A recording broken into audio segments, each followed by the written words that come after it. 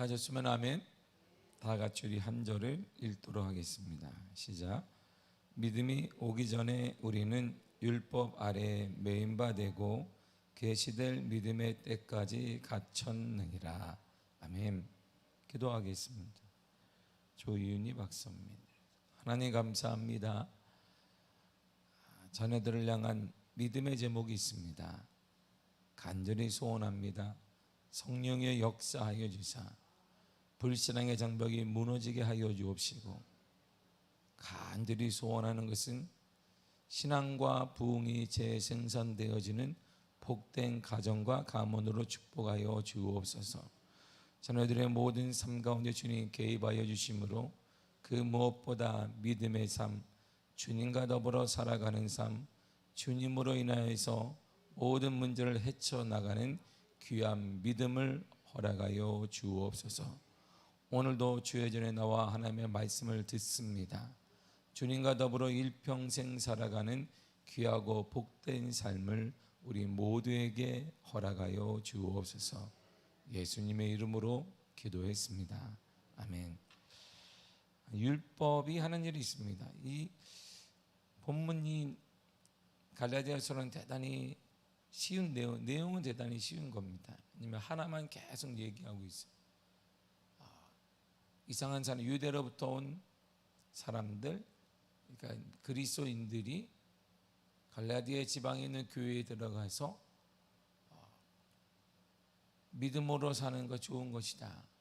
거기에 대해서는 이런 방구 제기하지 않아요. 그런데 믿음으로만 살아서는 안 되고, 모세의 율법도 중요하고 더 중요한 것은 눈에 보이는 삶인 할례가 중요하다. 그 문제가 갈라디아 지역에 쫙 퍼졌어요. 이 문제를 반론하기 위해서 사도 바울이 쓴 편지가 갈라디아서입니다. 계속 반복하잖아요. 중요한 게 뭘까요? 중요한 게 뭡니까? 중요한 게 뭡니까? 계속해서 사도 바울이 얘기를 하는 거예요. 그토록 사도 바울은 이 믿음 하나 때문에, 이 믿음을 계속적으로, 로마서도 마찬가지고 갈라디아도 마찬가지고, 오직 의인은 믿음으로 말미암아 살는 이란 믿음에 대해서 얘기해요. 우리에게도 여러 다른 얘기를 할 수 있습니다. 교회 안에도 여러 다양한 중요한 것들을 말할 수 있습니다. 그러나 가장 중요한 게 뭐냐? 믿음이에요. 믿음. 그 대상인 예수 그리스도를 믿는 믿음. 물질을 믿는 거 아니고, 사람을 믿는 거 아니고, 그것을 믿는 것이 아니라 오직 그리스도를 믿는 믿음. 이것이 교회의 핵심이며, 이것이 신앙인의 핵심이고, 우리 가정의 가장 중요한 요소여야 한다는 이런 것입니다. 그런데 우리의 실질적인 삶에는 믿음이 아니에요. 우리가 그리스도인, 그리스도를 쫓는, 그리스도를 따라가는 사람이라고 말하지만 실상적으로 우리가 기뻐하는 건 믿음 때문에 기뻐하는가? 아니란 말입니다. 물질의 많고 적음에 따라 기뻐해요. 자녀들의 성공과 실패의 개념은 모르겠으나 우리 나름대로 정의한 다음에 성공하면 기뻐하고, 실패하면, 성공하지 않으면 우리가 슬퍼한단 말입니다. 그러니까 우리 삶의 요소 가운데 믿음이 점점 순위가 낮아져요. 순위가 점점 낮아지고, 우리가 말하는 것의 대부분을 보세요. 여러분들이 무엇 때문에 화를 내고, 무엇 때문에 기분 나빠하고, 무엇 때문에 희망을 갖게 되고, 무엇 때문에 소망이 있다라고 말하는지 그 근거는 우리 자녀들을 보면 알아요. 전혀 말할 거 없습니다. 그 근본은 그냥 내 자녀들의 삶을 보면 내가 무엇을 강조해 왔는가, 거기에 답이 딱 나와 있다, 이런 말이죠. 점점 우리 삶에는 사도 바울은 갈라디아 교인들에게 믿음입니다, 믿음으로 살아야 됩니다, 믿음이 소망입니다, 다른 것은 없습니다, 오직 그리스도 믿는 믿음만이 참다운 소망입니다라고 똑똑했던 이 사도 바울이 갈라디아서를 통해 계속 단어 하나만 얘기하는데, 우리 삶 속에는 왠지 처음 믿을 때 믿음으로만 사는지 알았죠. 처음 은혜 받았을 때 우리 오직 믿음으로만 사는 줄, 믿음으로 가능한 줄 알았습니다. 이것도 가능하고 저것도 가능하고 질병도 가능하고 물질 문제도 뛰어넘을 수 있고 무엇도 가능한 줄 알았는데, 신앙이 점점 흘러가고 시간이 흘러가면서 이 믿음이 저 밑에 깔려 있어요.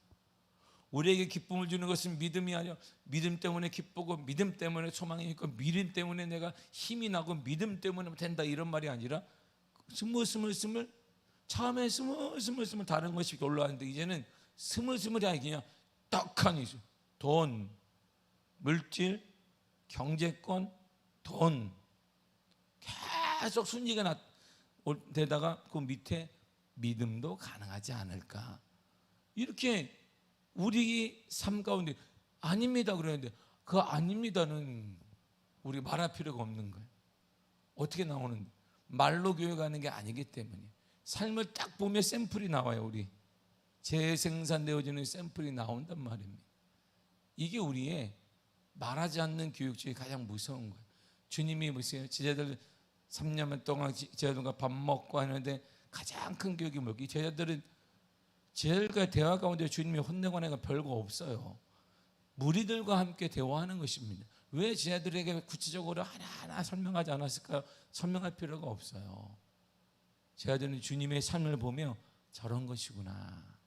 아, 저렇게 참다운 소망이구나라고 그냥 느끼게 되는 것이죠. 우리에게 가장 큰 위험한 교육 요소는 말도 말이지만 삶이에요. 삶이 우리의 교육의 질과 중요성을 나타나기 때문입니다. 율법이 그래서 이 반격을 계속 사도 바울이 율법을 하는 율법은 여러분 나쁜 게 아닙니다. 다시 말하지만 율법은 하나님의 말씀이에요. 하나님의 말씀이 나쁘지 않습니다. 하나님의 말씀 왜 나빠요? 율법을 지키지 않는 우리가 나쁜 거예요. 그런데 율법을 가지고는 구원을 얻을 수 없기 때문에 다른 게 필요하다. 그래서 율법이 아닌 믿음을 우리들에게 선물로 주신 것입니다. 율법이 하는 일이 있습니다. 23절 다시 한번 보세요. 시작. 믿음이 오기 전에 우리는 율법 아래 매인바되고 계시될 믿음의 때까지 갇혔느니라. 아멘. 율법이 하는 일은 매인바되게 했어요. 우리를 갇혀 놓았어요. 가다 놓았어요. 이렇게 매인바되다 했지 뭐냐, 망보다 감시하다야. 율법이 아닌 우리를 망봐였죠. 감시해요. 이렇게 봐라 이렇게. 여러분들 감시, 우리가 감시 4층에서 CCTV 공사를 다 해놨어요. 4층 사무실에 가면 여러분들 일거수일투족이 딱 해놔. 조심하셔야 합니다. 이제는 다 녹화가 다 돼. 카메라도 세고 달아나가지고 선명해. 아주 얼마나 선명한지. 제가 밤에도 이게 보면 옆집에 있는 저 앞에 사는 분이 와서 우리 교회 운동하는구나 다 나와. 이야 얼마나 좋은 줄. 감시해. 감시. 율법은 우리를 감시합니다. 율법이 하는 일이 이거예요. 우리를 망봐요. 율법은 인간을 강력하게 감시합니다. 그리고 통제합니다. 자기 수중에 하나 딱 넣어서 갇히게 만들어요. 그러면 율법이 있는 한 우리는 늘 수동적이에요. 보세요. 누가 보고 있는데 능동적인 거 봤어요? 수동적이죠. 24시간 누가 보고 있는다 생각해 보세요. 24시간 스토커 어느 사람이 나를 계속 감시하고 있어요. 밤마다 보고 뭘 계속 보고 있다고 생각해 보세요. 얼마나 두렵겠어요. 율법은 늘 그래서 우리는 인간을 율법 아래 있는 한 수동적이에요. 언제나 눈치를 보게 됩니다. 항상 문제의 소극적인 자세를 취하게 됩니다. 그러나 율법은 모든 사람을 그러므로 정죄해요. 정죄한다는 그 말을 어떻게 쓰냐면 갇혀 있다라고 했어요. 어디에 갇혀 있어요. 자유인이 아니에요. 딱 매인바되어 있어요. 우리는 갇혀 있어요. 이렇게 감옥에 있는 것처럼 갇혀 있습니다. 모든 사람을 감옥에 있다는 말은 죄인 되게 한단 말이죠. 모든 사람의 자유를 빼앗아 갑니다. 로마서 3장 19절이 이렇게 말해주고 있습니다. 시작. 우리가 알거니와 무릇 율법이 말하는 바는 율법 아래에 있는 자들에게 말하는 것이니 이는 모든 입을 막고 온 세상으로 하나님의 심판 아래에 있게 하려 함이라. 아멘. 보세요. 율법이 말하는 것은 율법 아래 갇혀 있는 자들에게 말하는 것인데 하나님의 심판만 봐도 심판 무겁잖아요. 그럼 이 율법이 기간이 있을 거예요. 유통기한이 있습니다. 유통기한. 우리 식품 보면 유통기한이 있잖아요. 율법에도 유통기한이 있어요. 그는 언제까지 우리를 가다 놓고 언제까지 우리를 망보고 언제까지 우리를 감시하나요? 보니까 본문의 23절 보니까 계시될 믿음의 때까지. 믿음의 때까지. 무슨 믿음? 계시될 믿음의 때까지 유통한다, 이렇게 말해요. 믿음이 올 때까지만 기능을 한다, 이런 말입니다. 우리를 딱 가둬놨어요. 우리 틀 안에, 감옥 안에 가둬놨는데 언제까지? 믿음이 오기 전까지만 가둬놔요. 믿음이 오게 되면 그러므로 우리는 자유함을 누린단 말이지. 믿음이 오게 되면 그 감옥에서 풀려난다는 것이. 믿음이 오게 되면 우리는 안 돼, 부정적이게 돼, 우리는 그것도 안 돼, 이것도 못해, 거기서 완전히 풀려나게 된다, 이런 말입니다. 그렇다면 계시된 믿음이 뭘까요? 계시된 믿음은 이거예요. 그리스도를 믿는 믿음으로 구원받는다, 이거. 우리의 구원은 율법이 아니라 예수 그리스도를 믿는 믿음으로 구원받습니다. 할렐루야. 예수 그리스도를 믿는 믿음으로 구원받는다. 이런 진리가 확 드러나는, 이게 계시된 믿음이에요. 사람들에게 확 보여져요. 이것이 바로 믿음입니다. 그래서 사도 바울은 다른 곳에서 이렇게 말했습니다. 로마서 5장 10절입니다. 시작. 곧 우리가 원수 되었을 때에 그의 아들의 죽으심으로 말미암아 하나님과 화목하게 되었은즉 화목하게 된 자로서는 더 그의 살아나심으로 말미암아 구원을 받을 것이니라. 아멘. 보세요. 그의 아들의 죽으심으로 하나님과 화목되었고 그의 아들의 살아나심으로 구원을 받는다. 구원이 계속 반복되는 말이면 그의 아들, 하나님의 아들 예수 그리스도, 하나님의 아들 예수 그리스도, 하나님의 아들 예수 그리스도 때문에 하나님과 화목되고 하나님의 아들 예수 그리스도 때문에 우리가 구원을 받는다는 것입니다. 율법이 아니라 그 무엇이 아니라 우리가 행동하는 것, 착하게 사는 것, 그것 때문에 구원받는 게 아니에요. 착하게 사는 사람들 교회 밖에도 많습니다. 우리가 교회를 다니기 때문에 이 정도로 악한 거예요.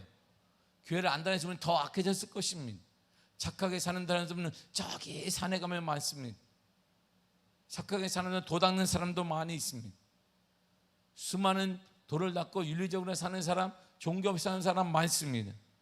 그것 통해 우리가 율법적으로 살고 착하게 살기 때문에, 도덕적으로 살기 때문에 구원받는 것이 아니라는 것입니다. 계시될 믿음이란 바로 오직 하나님의 아들은 예수 그리스도를 통해 하나님과 화목하게 되고 하나님의 아들은 예수 그리스도를 통해 구원을 받는다는 거예요. 구원은 오직 예수 그리스도를 통해서만 가능하다라는 것입니다. 이 계시될 믿음이 오기 전까지, 깨달아지기 전까지, 믿음이 오기 전까지 율법은 유통하고 있어요.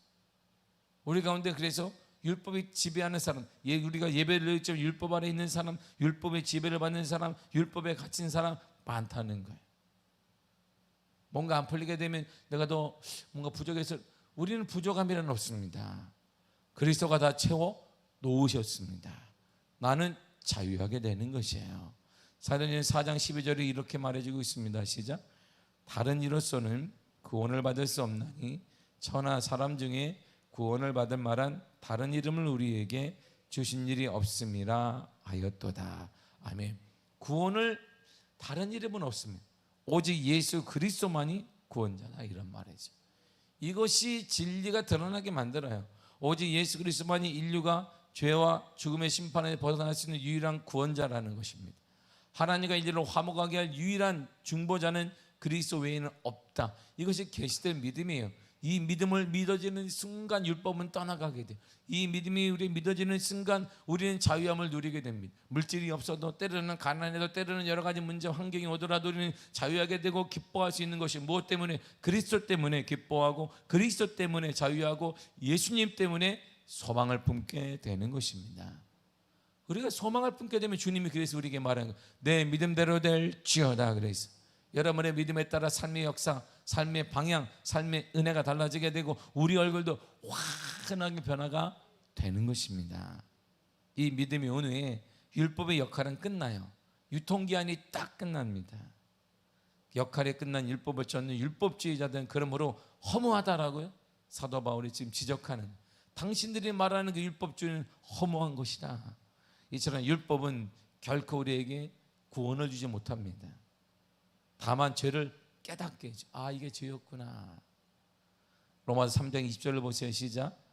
그러므로 율법의 행위로 그의 앞에 의롭다 하심을 얻은 육체가 없나니 율법으로는 죄를 깨달음이라. 아멘. 율법은 죄를 깨달아. 아, 하나님과 화목하지 않은 것 죄구나. 아하, 이것이 죄였구나. 그래서 우리 속에 뭐가 있냐면 율법의 시계가 있어요. 착각 흘러가는, 계속 흔들리는. 그래서 죄네. 우리가 양심에 화이 맞지 않는 한 죄를 깨닫게 됩니다. 그런 이 계시된 믿음으로 살면 구원을 받는데, 이는 우리가 받는 구원을 성경은 정확히 이렇게 표현해요. 여러분이 받는 구원을 무슨 구원이라고 할까요? 성경을 잘 보세요. 에베소 2장 8절입니다. 시작. 너희는 그 은혜에 의하여 믿음으로 말미암아 구원을 받았으니 이것은 너희에게서 난 것이 아니요 하나님의 선물이라. 아멘. 구원은 뭐예요? 은혜예요. 그 은혜를 뭐라 그래요? 선물이라고 해요. 선물. 나는 어제 선물을 받았어야 하는데 선물하고 대가는 다른 거예요. 내가 열심히 일을 했어요. 하루 동안 열심히 땀 흘리며 일하니까 자 받으세요. 그러니까 대가를 받았죠. 일당을 받았네. 그 사람들은 막 선물 받았다, 와 돈을 받았다 기뻐하잖아요. 이런 대가를 받은 거야. 그래서 나는 열심히 일하지 않았어요. 나는 요 노동 시간에 그냥 1시간만 딱 일하고 가만히 있었어요. 그런데 하루치 일당을 딱 주니까 그걸 뭐래? 선물이에요. 선물은 나는 받을 자격이 없는데 그냥 주는 거예요. 우리가 아이들에게 어릴 때 주세요. 자, 부모님들이 엄마 아빠가 자 받아라 그러는데 와, 얘가 열심히 노동을 한 것도 아니에요. 엄마 아빠를 위해서 열심히 노동하고 땅 파고 돈 벌어온 것도 아니에요. 근데 우리는 내가 열심히 번 거죠. 땀을 뻘뻘 흘리며 시장에서 일하거나 직장 생활에서 돈 번 걸 자녀에게 줘요. 그런데 자녀가 막 기뻐하는 거 보고 자기는 기뻐해요. 이게 선물이에요. 선물.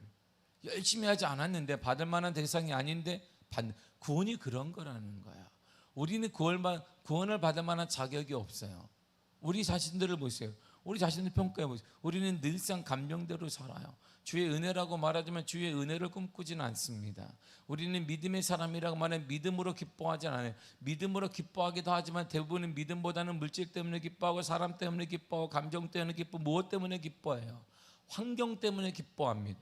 그런데 하나님이 그런 우리 인간에게 하나님은 그리스도를 죽이심으로 우리에게 구원을 주신 거예요.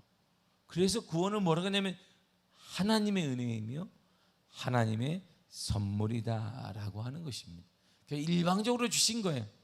그리고 의롭다고 칭해 주시고 너는 이제 의롭다, 너는 의로운 사람이 되었다 하나님이 선포하셨어요. 그래서 우리는 자격은 없지만 하나님의 그 선포와 그리스도의 사랑으로 구원받고 하늘나라를 가게 될 것입니다. 율법과 그러므로 하나님의 은혜는 달라요. 율법은 정죄합니다. 그러나 은혜는 죄에서 우리를 구속하게 되어 있어요. 로마서 3장 23절과 4절이요. 시작.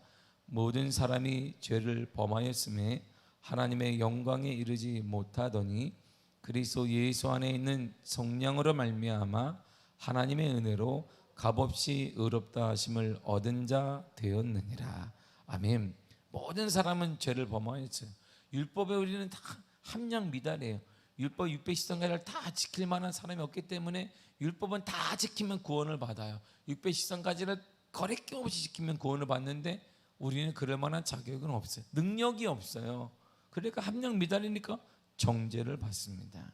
그런데 하나님의 은혜로 그리스도 안에 그리스도를 통해 속량받아 죄를 속함받게 되어 있습니다. 그래서 우리는 구원은 하나님의 은혜로 받은 거야. 내가 열심히 해서 열심히 한들 신이신 창조주신 하나님이 우리 인간의 몸을 입고 와서 죽으셨어요. 그것처럼 열심은 없는 거예요.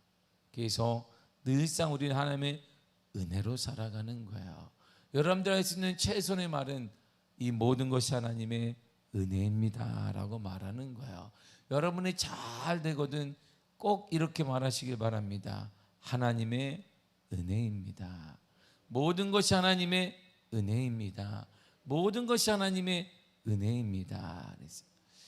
슈퍼주니어의 최시원이라는 사람이 있어요. 방송에 계속 나옵니다. 슈퍼주니어 최시원이 방송에 계속 나오는데 지금 30대예요. 슈퍼주니어가 예전에 어릴 때, 이 친구들이 어릴 때 놀란 것은 무대에 올라가지 막 수만 명이 모이는 어릴 때 최시원이라는 친구가 기도하자 그러면 아무도 쉬는 게 없는데 통수는 자기가 기도해. 하나님 축복하시고 역사하시고 기도하고 무대에 올라가요. 끝나고 나면 다 모르고 기도해. 또 하나님 축복 감사합니다. 기도를 해. 사람들이 찍어놨다가 그때는 방송하지 않았어요. 왜? 뭐하는 젊은 애가 꼬마애가. 그래서 지금 30대가 되겠어. 30대가 처음으로 새롭게 하소서에 나와서 시대에서에 본인이 나오지 않으려고 했는데 주위에 자기는 40살이 넘고 한참 뭔가 좀 은혜를 경험한 다음에 나오려고 했는데 계속 여기에서 하나님의 은혜를 전하기 위해서 나왔다고 해서 최시원이 나왔어요. 여러 가지 얘기를 그가 합니다. 그는 정동중앙교회 다니는데 종로에 새벽 예배를 매일 나가. 연예인 생활하는 새벽 예배를 나가요. 근데 그가 이렇게 얘기해요. 정말 고지식한 아버지이십니다. 지금도 이분은 3가지밖에 모릅니다. 본인 아버지예요. 회사, 집, 교회. 근데 고위직이에요. 알다시피 준재벌입니다. 아버지가 대기업에. 그런데 본인이 이렇게 얘기를 해요. 그때는 너무 고지식하고 아버지의 매력이 없었다는 거예요. 근데 그 아버지가 그렇게 바쁜 와중에 대기업이 얼마나 바쁘겠어요? 그런데 365일 중에 360일을 새벽 예배에 나간다는 거예요. 지금 정동중앙교회 장로이고 권사예요. 부모님이 거기서. 근데 그러면서 신앙을 본 거예요.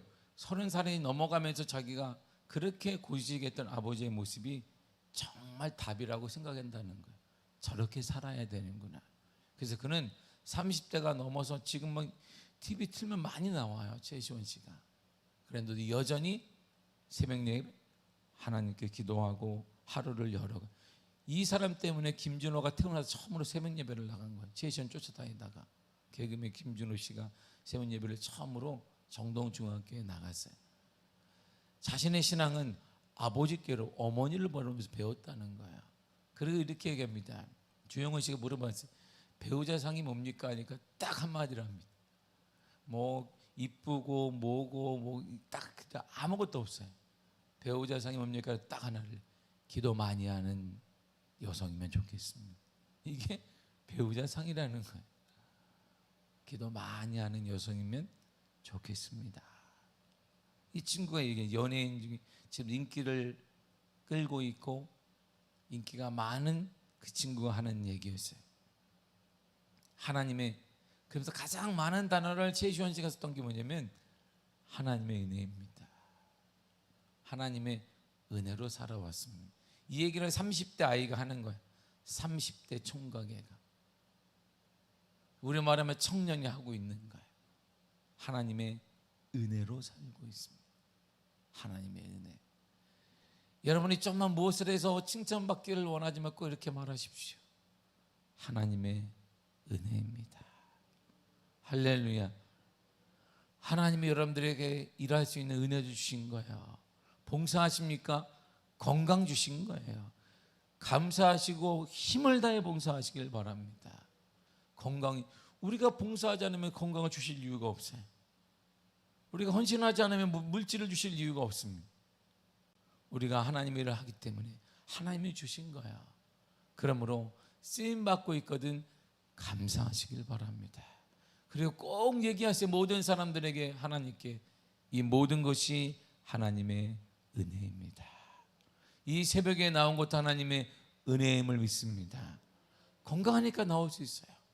이 새벽에도 나오고 싶어도 못 나오는 사람 많아요. 왜? 건강하지 못하니까. 새벽에 움직일 수 없으니까. 그래, 여러분들이 건강하기 때문에 이 새벽에 나오신 거예요. 하나님의 은혜임을 믿습니다. 우리 입에서, 여러분들 입에서 가장 많이 나오는 단어는 딱 하나여야 돼요. 하나님의 은혜입니다. 자녀를 바라보면 하나님이 은혜로 키워주셨습니다. 하나님의 은혜로 앞으로도 키워주실 것입니다. 하나님의 은혜입니다. 하나님의 은혜예요. 저는 우리 자련이가 저한테는 누뚱이잖아요. 큰애하고 11살 차이가 나요. 그래서 내가 이번에 맨날 가기 싫으니까 안 가도 돼. 너는 안 가도 된다. 너는 아빠하고 살면 된다. 갈 거 없다. 아빠를 데려가다 농담으로 얘기. 아빠가 가랴? 아빠가 가서 다 이렇게 해줘야 될 것 같고, 응? 못하는 설거지도 하고 밥도 해줘야 될까. 우리 사람이가 밥은 놔두세요. 아빠가 해줄 수 있는 밥은 딱 하나밖에 없잖아요. 뭐냐, 오믈렛. 아무거나 다 넣고 계란 넣고 하면 이게 밥이에요. 전 애들한테 해줄 수 있는 게. 하지 말라고 하는데 달라. 이 꼬마 아이를 보면서 느껴요. 정말 주의 은혜로 하나님이 우리에게 세 번째 아이를 선물해 주셨어요. 볼 때마다 커가는 걸 보면서 이야, 하나님의 은혜구나. 하나님의 은혜. 하나님의 은혜로 크는구나. 부모인 내가 해줄 수 있는 게 한계가 있는데, 거리적으로도 한계가 있는데 하나님의 은혜구나. 이 말밖에는 할 수 있는 말이 없어요.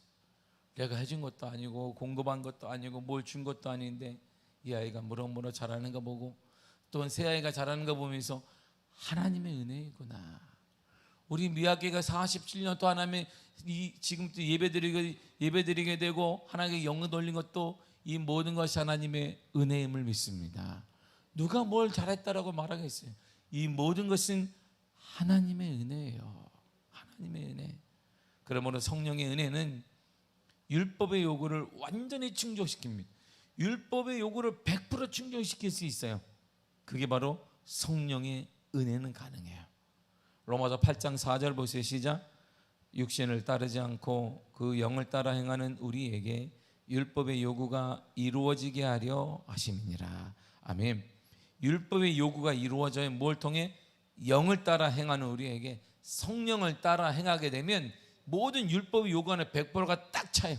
그러니까 구원받게 되는 일이 일어나게 되는 것입니다. 그러므로 율법의 요구를 이루고 정죄를 받지 않고 갇힘받지 않고 우리가 갇혀있지 않기 위해서는 성령의 충만함을 받아야 되는 것입니다. 성령의 은혜를 경험하시기를 바랍니다. 그 성령의 은혜로 우리는 율법의 요구를 충분히 이뤄낼 수 있고 구원의 역사를 감격을 누릴 수 있으며 하나님의 은혜와 하나님의 역사와 하나님의 은혜의 기적을 경험할 수 있게 되는 것입니다. 그러기 위해 사랑하는 성도 여러분, 이제 우리 미아교회는 47년을 맞는 미아교회는 그 무엇보다 기도가 회복되어야 합니다. 할렐루야. 뜨거운 기도하는 교회가 되어야 합니다. 기도하는 교회가 될 줄 믿습니다. 제가 늘상 요즘에도 만지작 할까 말까 하는 게 있대요. 저는 다른 것 가장 제가 꿈꾸는 교회는 그런 게 뭐 건물이 더 크고 이런 게 아닙니다. 늘상 마음에 있는 게 품었던 교회는 미아교회를 꿈꾸면 그거예요. 항상 철야 예배가 있는 교회. 항상 그냥 계속 일주일에 5일은 철야 예배가 있는 거예요. 5일 동안 아무 때나 나와서 9시부터 12시까지 철야 기도가 있는 거예요. 항상 매일같이 있는 것이 매일같이 아무 때나 와서 기도하고 돌아가고 참여하고 돌아가고 기도불이 활활 타오르는 교회. 그 교회가 부산에 한 교회가 있습니다. 부산의 한 교회가 일주일에 2번 철야를 해요. 일주일에 2번. 그런데 거기에는 중고등학생들이 꽉꽉 찹니다. 어른들이 앞자리를 못 앉아요. 청년들, 중고등학생들이 꽉꽉 자리를 채워. 일주일에 2번 드리는데 이 아이들 학교 끝나자마자 기도하러 와요. 이 가장 큰 스트레스를 기도하며 풀어요. 그 이 아이들이 돌아가요. 일주일에 2번 철야 예배를 드리는데 이들이 목금 철야를 드려요. 그러면서 교회가 뜨겁게 프로그램으로 변화되는 게 기도로 계속 뜨거워지고 있어요. 그래서 부산을 지금 그 교회가 우리가 말하는 유명한 큰 교회들이 아니라 그 교회가 바꿔가고 있습니다. 사랑하는 성도 여러분, 47년간 하나님 우리 교회를 귀한 은혜로 보호하셨습니다. 이제 우리가 할 일은 다시 한번 이 기도의 불을 일으키는 것입니다. 기도를 통해 초대교회 주님의 제자들이 120명의 마가다라방에 간절히 기도할 때 성령의 임재를 경험하게 되었습니다. 예수님은 죽기 전까지도 겟세마네 동산에서 기도하셨습니다. 사도들의 삶, 초대교회의 성도들의 삶, 이 땅의 모든 그리스도인의 신실한 삶은 모든 자들의 공통점은 기도한 것입니다. 기도가 우리 교회를 더 뜨겁게 만들 것이고, 기도가 우리 자녀들의 앞날과 우리 다음 세대의 놀라운 기도의 놀라운 은혜를 통하여서 부흥이 재상상되는 교회로 만들어 줄 것을 믿습니다. 기도해야 됩니다. 할렐루야. 10분을 하든 5분을 하든 뜨겁게 울부짖으며 기도하고 여러분들 돌아가시길 바랍니다. 기도가 우리 교회를 변화시킬 거야. 놀라운 기도의 역사가 오늘부터 다시 한번 불일 듯 일어나게 되기를 간절히 축복합니다. 기도하겠습니다. 하나님 감사합니다.